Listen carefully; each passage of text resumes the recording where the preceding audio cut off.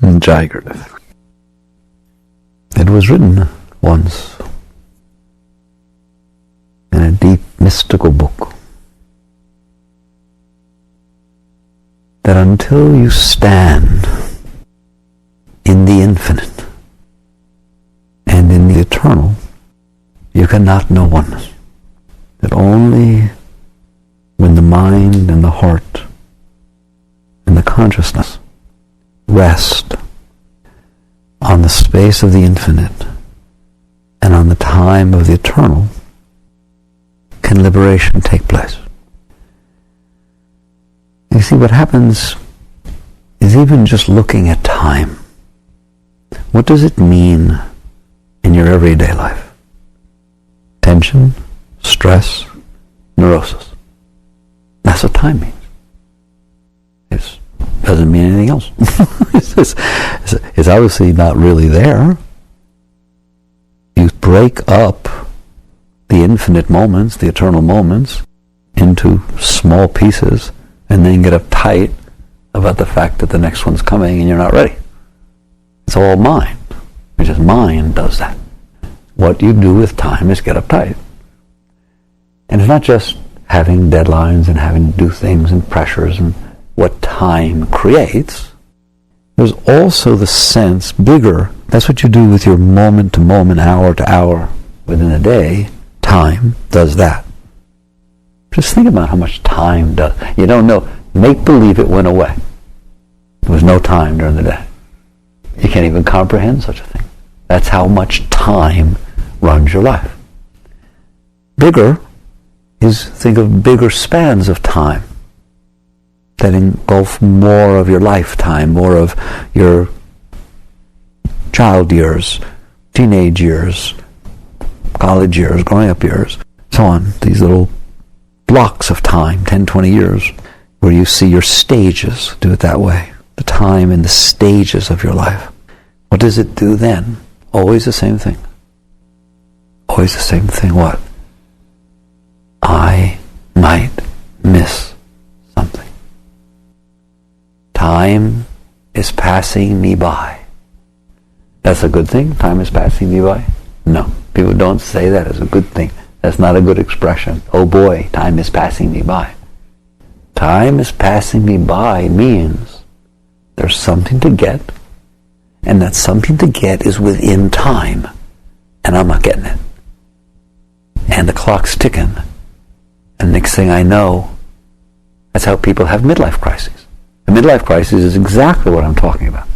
It's like all of a sudden you look and time's freaking you out, but not the moment to moment, hour to hour, appointment level time, but your lifetime. And you sit there and say, well, what am I doing in my life? I thought this was going to do it. I don't. My God, I can't believe I'm halfway done. I can't believe I'm 40 years old. It's half done. What have I gotten? What have I done? Oh my God. And people go into midlife crisis. I think it's cute and adorable as a button. And then there are people who teach them what to do about it. But they don't teach them this, which is you're having a midlife crisis because you're dealing with time. There is no midlife crisis without time, just as there is no tension and anxiety during your everyday existence without time. Time creates the pressure of having to fit life within a segment that it may or may not fit in, right? And you define that it's supposed to fit in that. That's these little meters. It's amazing. It's amazing to look at. But bigger is what you do with your life, is that you think that you're going to miss something. You think that life has a limit. Time creates limitation. Because you break it into segments, there are limits. And when you start thinking that time is against you, that time is passing you by, and you haven't gotten what you want, you haven't found what you're going to be sick. Time will make you sick. Time will destroy your life. When you start looking at time that way, you can't be happy. Why? All right, we go to Disney World or Epcot. They keep adding more and more things to do there. I can't imagine you could possibly go on all the rides or do all the things in a day. But let's say you're going for a day. So there you are. You think you're going to Disney World. You're not. You're going to time. You understand that? You're going into the world of time, not into the world of Disney. And when you get there, you're going to be uptight. Because there's so many different things to see, so many different experiences to have, and so many rides to go on, and you only have this one day, a limited time. And so while you're waiting in line, you feel like you're wasting your time.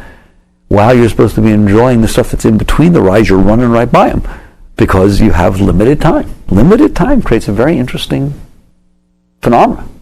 And then, even if you're on a ride, forget that you're walking in between, forget that you're waiting in line, you actually get on one you wanted to go on. Not going to work. Why? Because you're thinking about what you're missing while you're on that ride. How many more do you have, or what could you have been on? And that's what people do even while they're experiencing their moments. The concept of limited time runs your life, and it destroys your life. That's what's so amazing. Yet, you don't talk about this. No one talks about this. It's just we're so ingrained in it. That's like saying, well, why would you talk about what Earth would be like without gravity? It's not real. No, you got it backwards. Earth has gravity. There is no time. Okay? You made that up. For me to make up what would it be like to live on Earth without gravity, I have to use my mind. For you to create this time problem, you have to use your mind. If you don't and you take reality, there is no time. There's just an infinite, usually an eternal continuum. But if it's eternal, it's not limited. And if there's no limit, how can you be uptight about it? That's the issue. And that's what it's talking about when it says you must live in the eternal. Now I want you to listen to me. What does it mean to live in the eternal? It means, I gave you a nice foundation. It means exactly what I just talked about. It means there are no limits. There are no limits. You do not have limited days. You do not. You have an eternal number of days. Eternal. Do you understand that? You don't understand that if you think you're a human being. You don't understand that if you think you're your body. You don't understand it if you think you're so-and-so's husband or wife, or such and such's mother or friend. You do understand it if you know you're the self. If you know that you are the witness, you are the consciousness that is watching this thing. Where did it come from? How long has it been there? How long has this watching stuff been going on? Maybe it watched more than just you. Right? In other words, what is the limit in time of the self? It has no biological functions. It can cross over birth and death. It doesn't make the slightest difference. It can leave this body. It doesn't have to be in here. It's just consciousness. When you start to relate to yourself as consciousness, and I'm not talking about some satori, some short little experience. We're talking about seasoned wine. Not that you had an experience of the self. It's not that you can talk about some merger that you had once or something like that. It's not a spiritual experience that you had. It's who you are. That's when you're seated in the self. It's not a place you go visit. It's the you who goes visits it. Right? There's no coming back from the self. And then that's not enough. Even that experience of sitting in witness consciousness does not yet create the fine aging I'm talking about, of the fine wines. Over time that gives you one amount of time that you sit in such a state and get used to such a state, but much more important, the mileage. The mileage, what does that mean? How many experiences you go through while you're in that state. I want some seasoning. Show me the person who sat in the self through their marriage, and they sat in the self through the divorce. They sat in the self through the childbirth, literally in the self during childbirth, with all the pain and with all the things. Do you understand that? And they sat in the self when they were being mugged in New York, and they sat in the self when they won the lottery. In other words, give me some mileage. Give me some meaningful events that test the temper of what's going on in there. That see, are you seated in the self, or are you kind of hanging on the edge, and the first thing something comes around, good or bad, you're out of there. So it takes that kind of seasoning. It means you went through it. So when you sit in the self, the consciousness, the witness, for prolonged periods of events, I won't call it time for the mileage, all right? Something happens that's more than just being the witness. Sure, it's good to wake up to the witness. Sure, it's good to know you're just in there watching and get outside the mind and not get all sucked into it. But when you sit there, stay there, age there, for prolonged time and seasoning, all of a sudden, and you don't know how or where, it's not anything you'll ever put your finger on, you will start to see that you have always been there. You do not think you've always been there. The same as you know that you're there. I've been through that with you. That one I can get everyone. You sure you're there? Yeah. How do you know? I know that I know that I know. Right? I exist. I'm aware that I'm aware that I'm aware. Are you aware that you're aware that you're aware? That's really beautiful. You can't just say I'm aware. You have to say you're aware that you're aware. No, you're aware that you're aware that you're aware. Now you're getting it. You see the difference? Each more aware is seasoning. You're going deeper into awareness. When you spend enough time there and you don't leave, and the don't leave just doesn't give you good time. It's not a matter of time.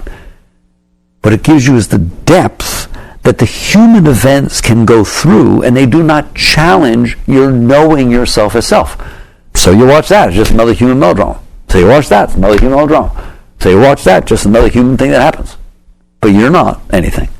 And eventually you're seasoned so deeply that you just realize that you have always been there. And that there is no beginning or end to your experience. Your experience is simply, not thought, simply, the same as you are aware that you are aware that you're aware, you are aware that you have always been. That's all. It doesn't go into and therefore, and what was I? It doesn't do that. That's coming back into mind. It's just aware that it's aware that it's aware, and that it has always been aware. It's just the nature of self. Self knows its nature. Because you're sitting in it, you come to know its nature. You come to experience its nature. And so you know yourself as that which has always been. When that starts to happen, and it doesn't happen all at once, it doesn't have to. It just naturally is there, like the blossoming of a flower.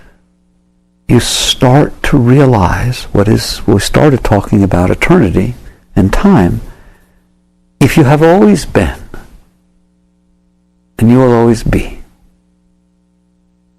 Now that's nice to say, but when you actually start to live that way, then this whole thing about time goes away.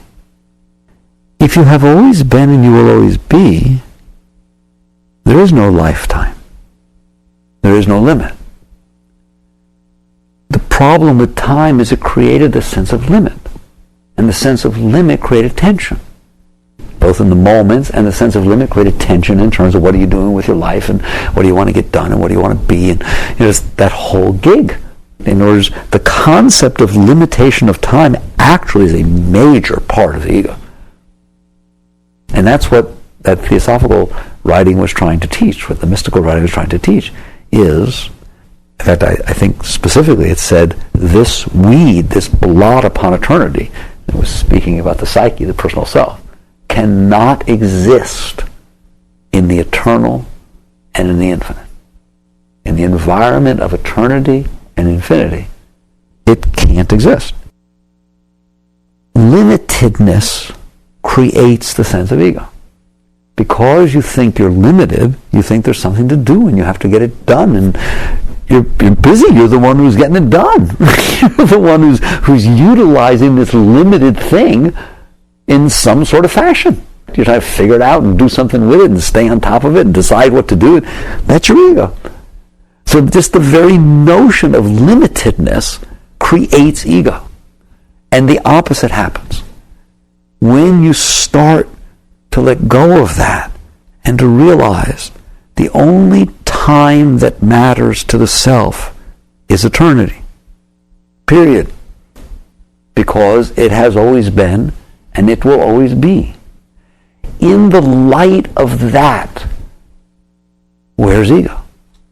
There's nothing to do. You're having a momentary experience called your life.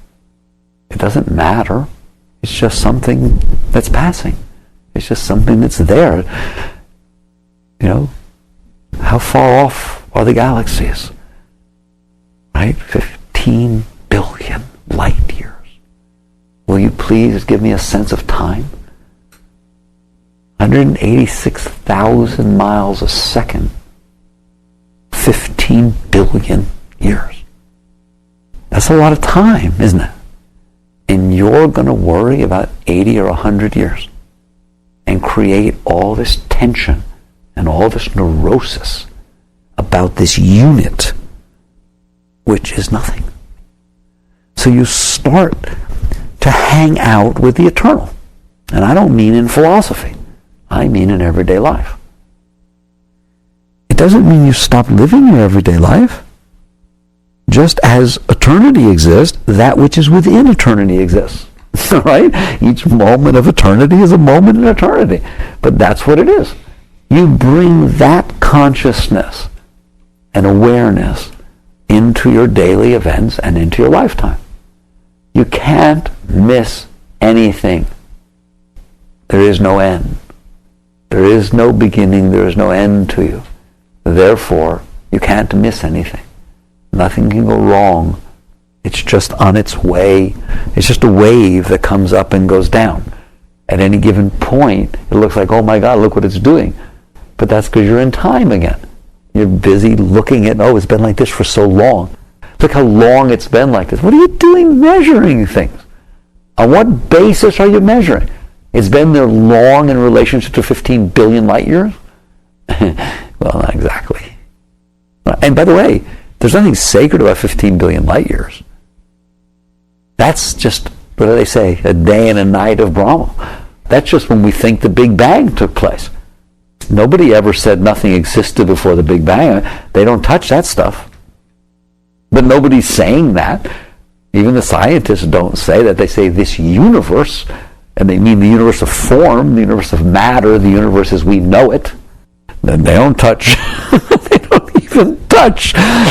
In what substance or what field of play did the Big Bang take place that emanated all of this matter? They say, go talk to the philosophers. I don't want to play with it. All right? Whatever. The point is, there's no start or end there. It's just an event in eternity. That's not eternity. 15 billion light years is not eternity. It's just a blink of Brahma's eyes.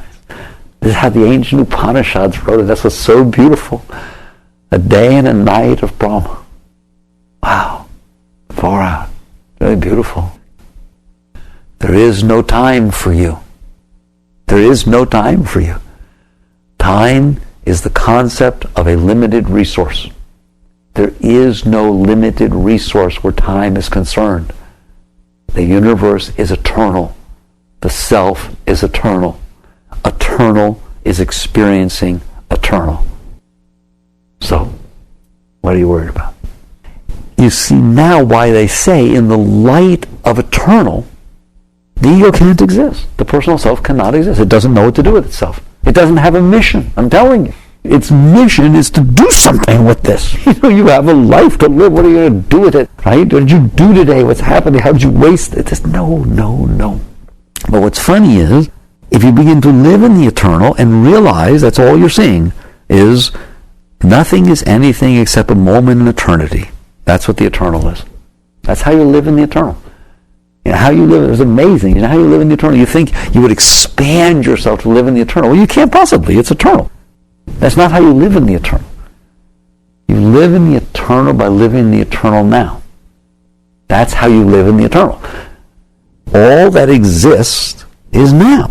It's just always now. It has always been. It will always be. So the particular now that you're experiencing is just one in eternity. At the same time, it's nothing and everything. That's like two great masters wrote a book called The Everything and the Nothing. You see it? if I bring you back to the now, it's all there is. There's nothing else. Everything else is your mind. The eternal is going on forever, and here it is. This is it going on forever, isn't it? There is no past, there is no future. There's just this going on for eternity. So, therefore, this is all that has meaning. But in truth, in the realm of the fact that it's not limited, it's not a limited resource, there'll always be one. Always be one of these. So don't worry about it. Then it has no meaning. If it's not a limited resource, what's the difference? You don't have to save it. You don't have to be careful about it. You don't have to be afraid of wasting it. In truth, you don't have to be afraid of anything. It's just the passing moment in eternity. It's just absolutely unbelievable. It'd be like if I put you way in outer space, in the middle of empty space, and you're just passing through empty space, and you start worrying about the space you just went through. Did I do it right? Did you do what right? Did I look good when I was passing it? Or what are you going to do here, man? It's like infinite empty space. You're just passing through it, and you're going to do something about the space you just passed through? Of course not. It's nothing. That's what time is. Nothing. Nothing. There can't be anything right. There can't be anything wrong. There can't be anything. It's just an experience. And there will always be an experience. Do you understand that? Always. The problem is, you think it's limited, and you define within your mind, we've been through this before, what you want the experience to be. That's it. You're dead. You're dead. The minute you do that, the minute you create limitations, duality, its time is a limited resource with a beginning and an end, and there's things I want to happen in it and things I don't. Since it's limited, I better jam in the stuff I want and keep out the stuff I don't want. If it's infinite and you're guaranteed to have all of it, I don't care what order it comes in. What's the difference? You're going to experience everything. It's going to be forever. Just enjoy the ride. But no, it's limited. And if it's limited, I'm going to fill it with what I want and keep out what I don't want. Otherwise, I'm not getting my money's worth. That's what creates ego. That part of you that takes on that job is ego. It's the personal self. And then it just starts doing what? Getting the rock. That's all it can do. Trying to figure out how to make it all be the way you want it to be and so on and so forth. If you want, a lot of you, I say don't worry about your mind, let it be, but a lot of you secretly would love to stop a thing, all right? You will not stop it by fighting with it. You will never stop it by fighting with it. You should never fight with your mind. If you ever see yourself fighting with your mind, stop. Goes nowhere. Does nothing. This is not about fighting with your mind. This is not about fighting with your mind. It does not do any good at all. But if you want a clue about how to speed up the process of having the thing get quieter, I'm giving it to you. Start to contemplate the eternal. Live in the eternal. Do not live in the limited space of time. You don't have any limits. The consciousness will always be. Period. Therefore, the way you do it, if you know it will always be, you just sit there and say, I don't care what's happening. Something's going to be happening. This is what's happening. That's all. Don't worry, there'll be plenty of opportunities. Like, okay, now I'm going to do your Disney World trip different. Remember how it got when I took you to Disney World? Now I'm going to take you to Disney World and say, don't even think about time. Whatever time you want to experience what you want to experience, in these rides and different things you're doing, there is no limit to time. How would that change your experience? Quite a bit, wouldn't it? Isn't that neat how these underlying principles end up defining everything? It's like how you fertilize the plant and what soils it in. That's what determines the plant. Okay, there's a lot going on down there. This thing about time and limited time is part of the root that grows the flower of the personal self. If you do not have that root, it cannot exist, it cannot grow, it cannot blossom in the atmosphere of eternity. And eternity means no limit, not limited. That's good enough, not limited. So when you bring that into the moment, what's important is to still be able to live in the moment, still be able to do what's happening. You do what's happening with a deep understanding behind that this is just what's happening. There. I didn't tell you not to do what's happening. You do what's happening, with the understanding that this just happens to be what's happening. Right? Next there'll be something else happening, won't there? Hasn't always been? There has been in your life, hasn't there? I'm just telling you, you got to go a little deeper till you understand there always has been. And you have always been here, and you will always be here at one level or another. All right? So there is no limit. It's not a problem. What is taking place is taking place. That's fine. You participate in it completely without any sense that you're missing something else. That has got to stop. Oh, look, I'm having to experience that. I could be experiencing something else. You don't worry. There's plenty of time. You have any ride you want to go on later to, enjoy your walk between the rides. Enjoy waiting in line because you have infinite time. Enjoy the experience you're having, no matter what it is, including, I got to bring it down in full circle, including if the experience you're having, everybody's running around trying to squeeze it within time. That's just like a ball game. You're just playing a ball game. Okay? There's innings, and that's just how it works. But you're not in time. Even though that metric is happening in time, you are not in time. It's like you could be in a play and know that you're in a play, and the part you're playing plays a certain part and acts a certain way and has to deal with certain things. But you still know it's you doing that. You're transcendent to the part you're playing, aren't you? That is what this is. You are outside of time. You dwell in the eternal. That's all that is going on in you. This is forever. All of it. That's where you have to get. But no, my marriage is limited. Somebody will, my kids, they're growing up and they'll be gone soon. It's limited. You shouldn't do that. There's been lots of kids. Been lots of experiences of kids. There will be billions and trillions eternal experiences in your consciousness. That's how it works. Just leave it at consciousness experience in the universe. So don't think that this is it. This is nothing. It's infinite. It's eternal.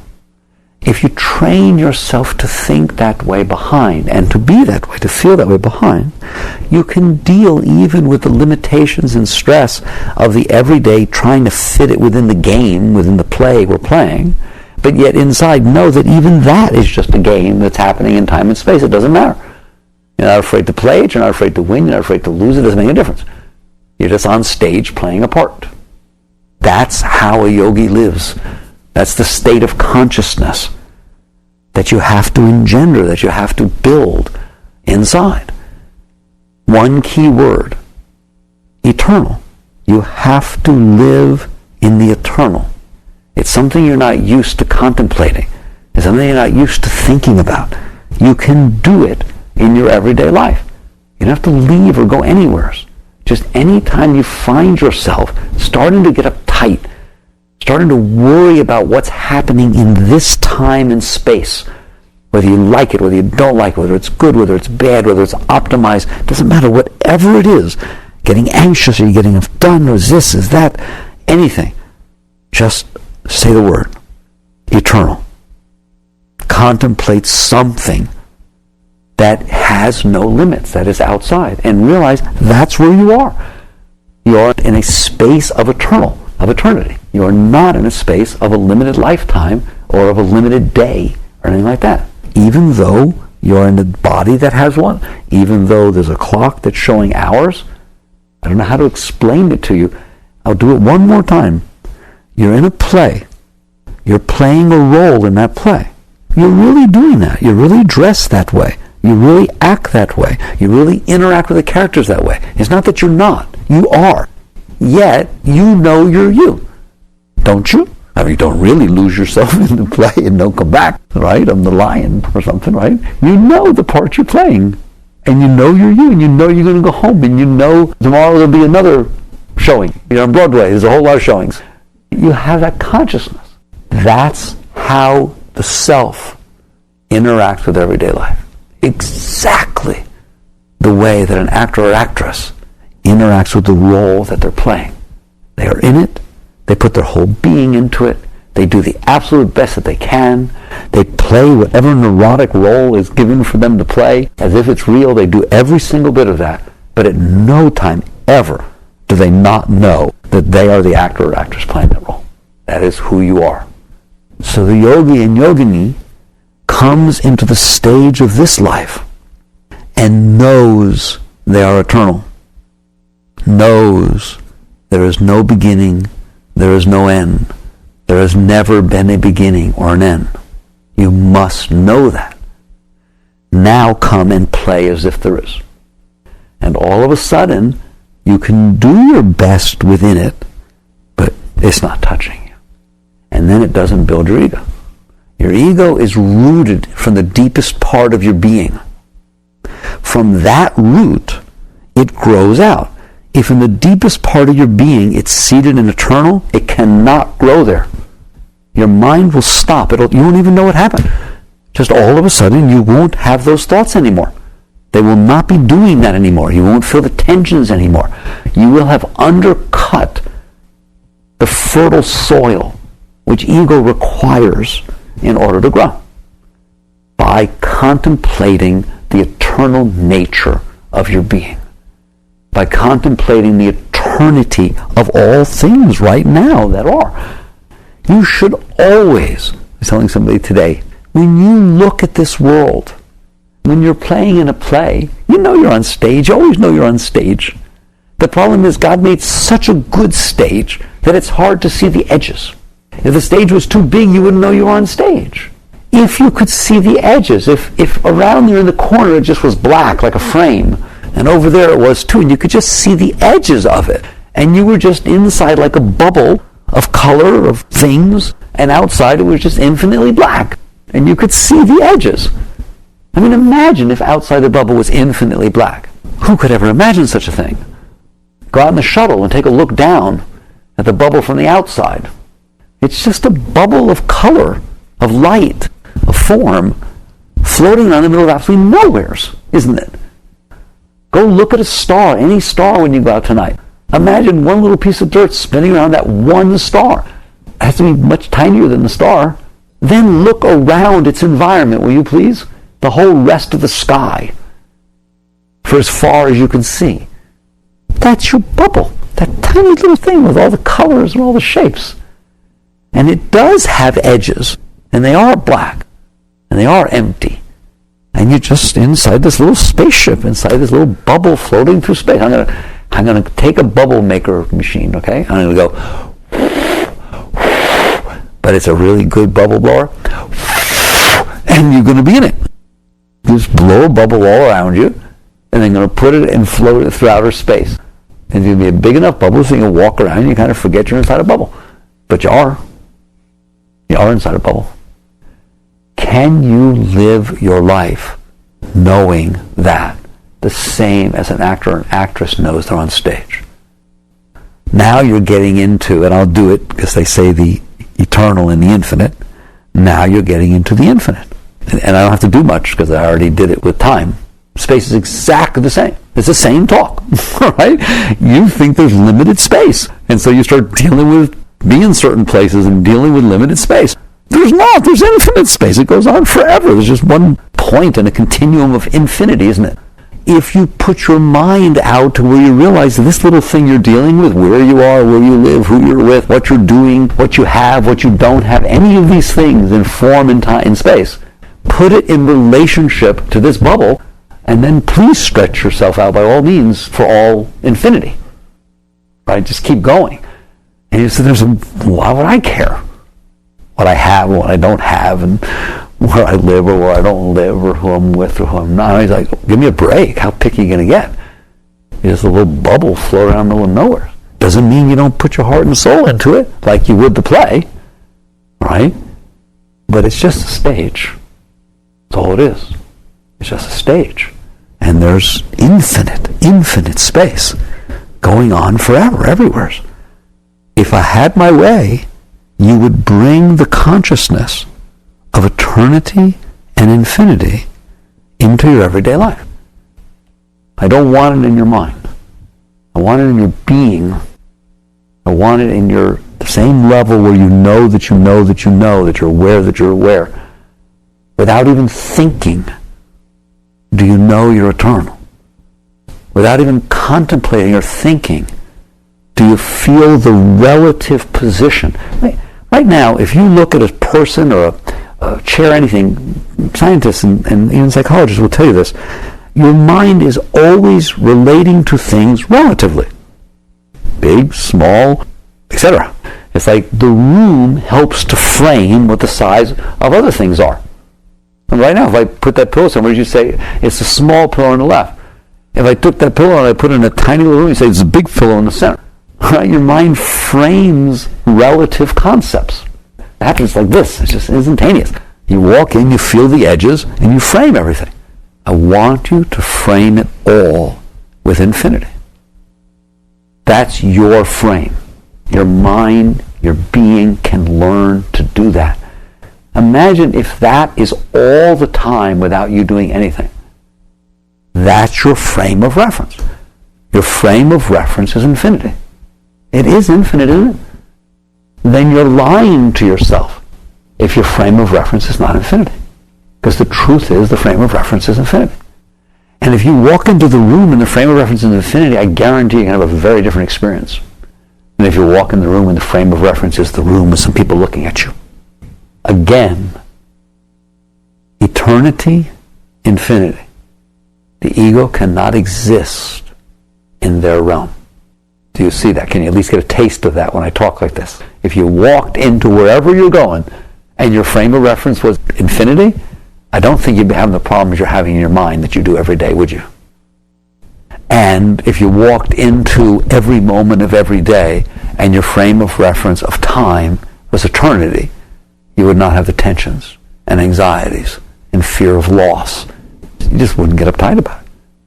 You just wouldn't even be close. Because your frame of reference is big enough. That's the highest way that you can be done with mind. Now, the truth is it'll go away by itself if you just let the events of the everyday life take place and let them gobble up whatever moves inside of you. You don't have to do anything. If you'd like to speed up the process a little bit, people want techniques, they want things they can do. Infinity and eternity. Those are things you can do. You can contemplate the infinite. It's not hard, we just did. That's not some philosophical thing. It's literally a contemplation of the infinite, right? Put where you are in relationship to what is. It's okay. It's a good use of the mind. Put where you are and what you're doing in relationship to the fact that all that is will always be and has always been, to eternity. Those contemplations undercut the core, the root of the entire personal self. You will see it fall away if you hold to these things. As you hang out more in the self, in the witness, this will be natural to you because the witness is eternal and there are no limits to its scope. This is the true mysticism. The true spirituality is that which exists in the eternal and the infinite. It is, in the Buddhist sense, they talk about without duality. And I read you the Third Zen Patriarch that time, right? It said, at any time you see anything going on, you feel anything, just say, not to. Well, what do you think infinite is? If it's infinite in all directions, without beginning or end, show me two. You can't. What do you think eternal is? If it has always been, always, and will always be, show me time. Show me two moments, two anything. You can't. You have to set up these relative, limited things, and that's what's meant by duality. This against this. And that's how the ego is born. And that's where she comes from. You can undercut that by spending some time contemplating the infinite and the eternal. These are very, very deep, advanced things to work with and deal with. They are the teachings of all the great beings. But what I'm trying to bring home is they're not philosophies, and you don't have to wait until you have some Satori or Samadhi experience. The self is already very comfortable with these things. The self knows eternity.